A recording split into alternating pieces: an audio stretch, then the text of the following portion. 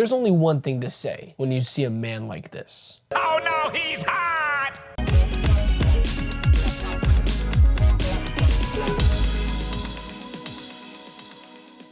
I have a confession to make. I have never seen the original Broadway play of Wicked. I know. I trusted you. How dare I do that to all of you? So I don't really know anything about the story. I know The Wizard of Oz, and maybe that's enough. And I feel like it was enough because going into this kind of blind and not knowing how the story unfolds in the play, it honestly had a better viewing experience, I feel like, for me personally, if I already knew every point of every character's arc. I have to tell you up front, this is one of the most surprising films of 2024. At least for me. There's probably other people here being like, duh, it was gonna be great. It's director Jon M in The Heights. I know, I love that movie. There was something in me that felt a little bit nervous about this project. This is a part one. There are a lot of people who probably already know that, and there's probably a lot of others that have no idea, but this movie straight up says it's part one. It's been marketed as Wicked. Smart for doing that because I think a lot of people would have been turned off. But what makes this movie work is the characters and the deeply emotional journey they take. It's captivating from start to finish, with themes that hit surprisingly hard, especially in today's climate, with authority figures kind of pushing certain people as villains. And it really sucks to say that, especially in today's day and age, we are feeling that. Elphaba, a misunderstood young woman because of her green skin, and Glinda, a popular girl, become friends at Shiz in the land of Oz. Now let's dive deeper into the themes of Wicked, or at least the ones that I grabbed onto and either could relate with, or more importantly, I felt. At its core, this movie is all about challenging the idea of judging a book by its cover. We don't know people's full stories, what made them who they are. And no one embodies that better in this film than Cynthia Ariana as Elphaba. Her performance is next level. She channels so much rage and kindness all wrapped into a character you can't help but root for. It's Oscar worthy, plain and simple. Every scene that she's in has heart, humor, and a quiet power that just sticks with you. And then there's Ariana Grande playing Glinda. Glinda, you'll understand when you see the film, and for all the Broadway people, you already know. I had no idea Ariana Grande could be this funny. I know that she was in Nickelodeon shows, some that I grew up with, but not on this level. Her performance, and I'm not lying to you guys, I truly believe both Cynthia and Ariana deserve nominations because what they do in this big budget film is bring characters that you feel connected with, but also can laugh with and laugh at certain times, but laugh with. And Ariana Grande brings this character of Glinda, to life in such a way that feels entertaining, but just real and honest, and also fake at times.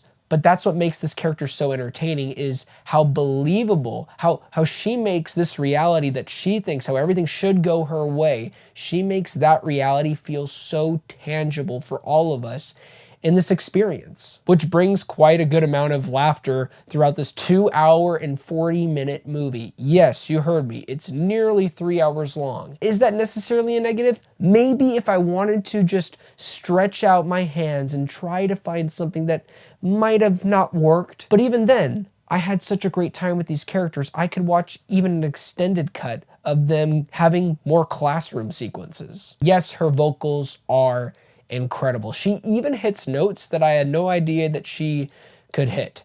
Operatic. Something that I genuinely didn't know I needed, but I definitely needed it for my ears. It was magical. And speaking of magic, the real magic in this film is the relationship between Elphaba and Glinda. The way their initial resentment slowly turns into a genuine moving friendship feels so real. There's a ballroom sequence that happens about halfway through the film after we are introduced to a great side character, Prince, sexy guy from Bridgerton. I'm just gonna call him that. I don't remember his name, but I know he's from Bridgerton. After they introduce him, he's all hyping up about a ball, and then we go into the next sequence. That's another thing that's great about this film is pacing. It just builds upon each sequence, each musical number, each character building moment, and we get to this ballroom moment. The way the camera moves, the performances, and it's a performance heavy sequence. It's very quiet with just, pretty sure it was a piano and maybe a string that was playing,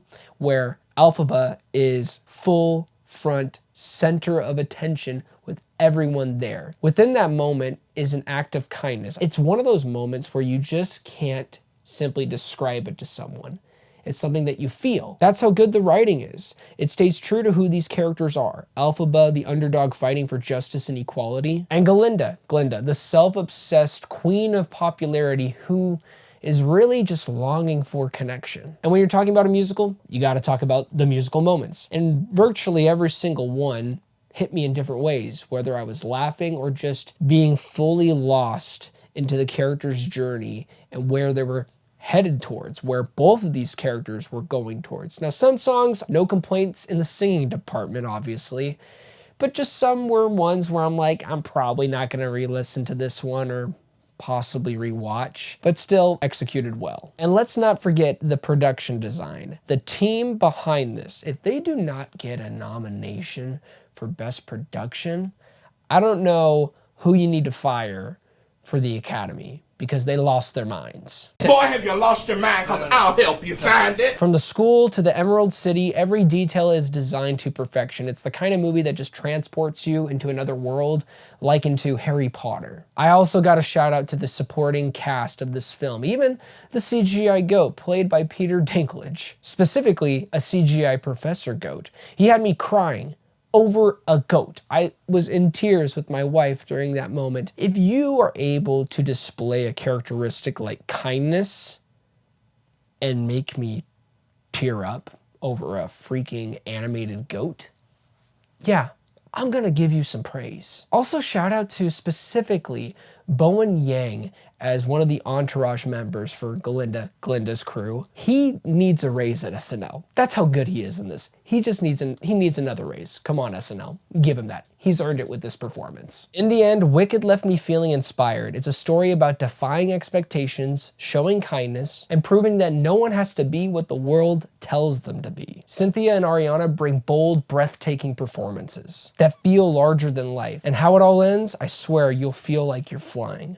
9.5 out of 10. Well, thank you guys so much for watching this review. It really means a lot. Please do not forget to like and subscribe, but most importantly, do not forget to be blessed.